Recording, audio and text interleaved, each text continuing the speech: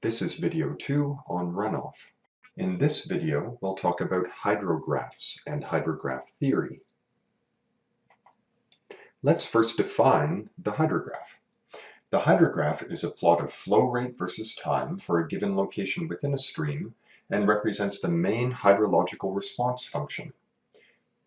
Discharge from rainfall excess after infiltration losses are subtracted is the direct runoff hydrograph, or DRO. The total storm hydrograph includes both the direct runoff and the base flow. This is a hydrograph here. You can see this is the direct runoff component. This is a part that can be called the interflow, and then this is the base flow here. So this part here is the DRO. Hydrographs can have a number of different shapes. For a given rainfall in watersheds of similar size, a hydrograph can vary based on the watershed shape and the land use within the watershed. As a watershed urbanizes, the response increases in the peak flow and it decreases in the time to reach that peak. This is a result of increased impervious surfaces within the watershed with urbanization and greater channel density, so storm sewers, for example. Here you can see the difference. This is a higher peak, and you can see it reaches that peak much faster than in the natural condition. Hydrology aims to understand and provide tools to predict these relationships. Let's think a little bit about the timing of runoff. If we look at a typical watershed area below that receives rainfall input, the runoff has to make its way from the west to the east, and then it flows out at the outlet here. Note that meteorological, watershed physical, and human factors, land use, all contribute to the response. And here you can see what happens when it begins to rain. Subareas G and F flow out through area D, and then through B, and then finally through A, while E flows out through C to the confluence at A and then also flows out at that outlet. What's important to recognize is that contributions from each of these different sub-areas reaches the outlet at different times. So you can imagine any rain falling on sub-area G in the first hour of the storm has to flow something like 50 miles before it reaches that outlet, or 80 kilometers before it reaches the outlet, whereas any rain that falls in the first hour here in sub-area A will almost immediately exit through the outlet. So then we can build a hydrograph by looking at the contributions from different sub-areas of a watershed. We'll choose sub-areas like these that represent equal travel times to the outlet, or at least equal average travel times.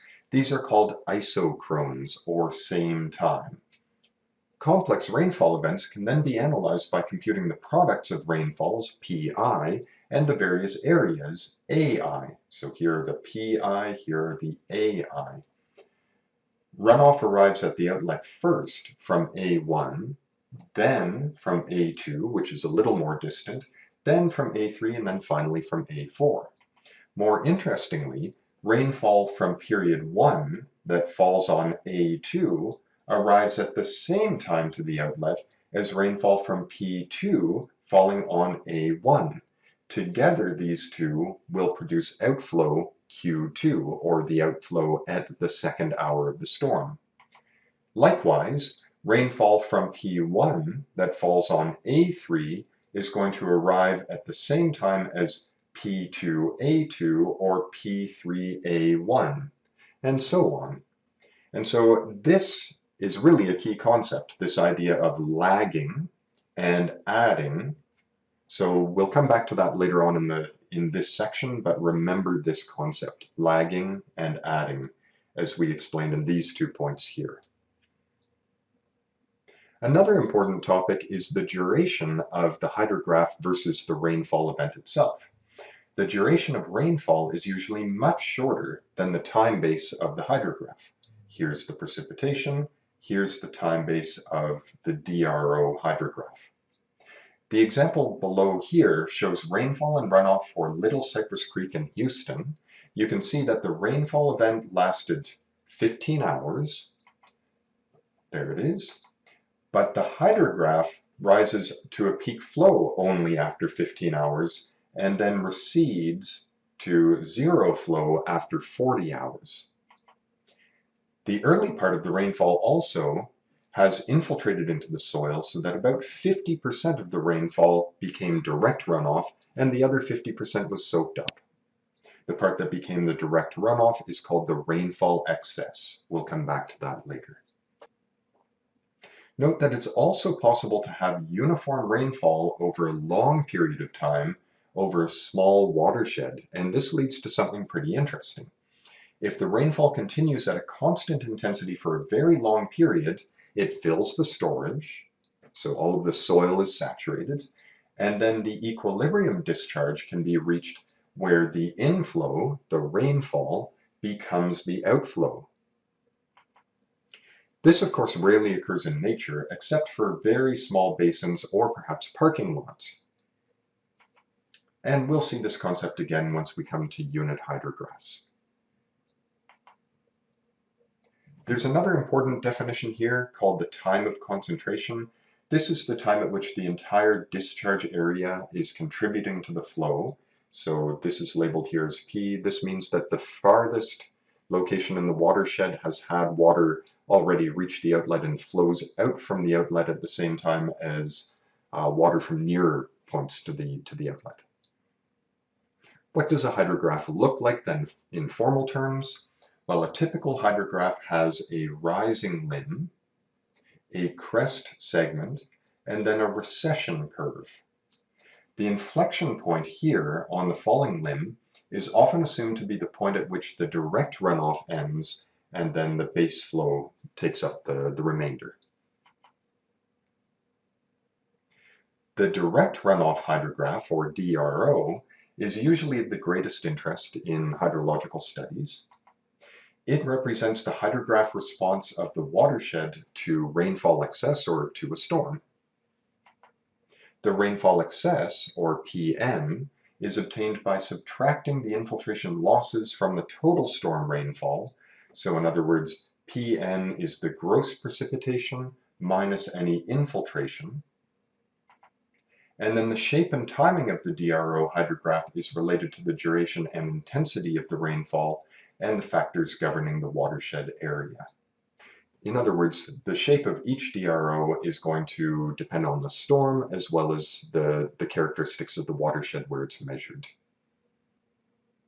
Now, I've mentioned this before, but coming back to it again, it's customary to consider a hydrograph as divided into two parts: the direct runoff, DRO, and the baseflow, BF. The DRO, of course, may contain some interflow, but it's largely a response to the storm. And the BF is considered to be from groundwater. And the fraction from the base flow is a few percent for urban streams typically, but can be quite significant for larger rivers like the North Saskatchewan, for example. Several techniques are available for separating our DRO hydrograph from the base flow. This is based on an analysis of groundwater recession curves. One simple form of the recession curve is an exponential that just looks like this. So QT is equal to Q naught e to the negative KT, where Q naught is the initial discharge amount, QT is the discharge at time t, and K is the recession constant. So again, it just creates this kind of curve. Equations in this form are often used in engineering to describe a first-order decay or depletion. These plot as a straight line depletion on semi-logarithmic paper, so that's one advantage.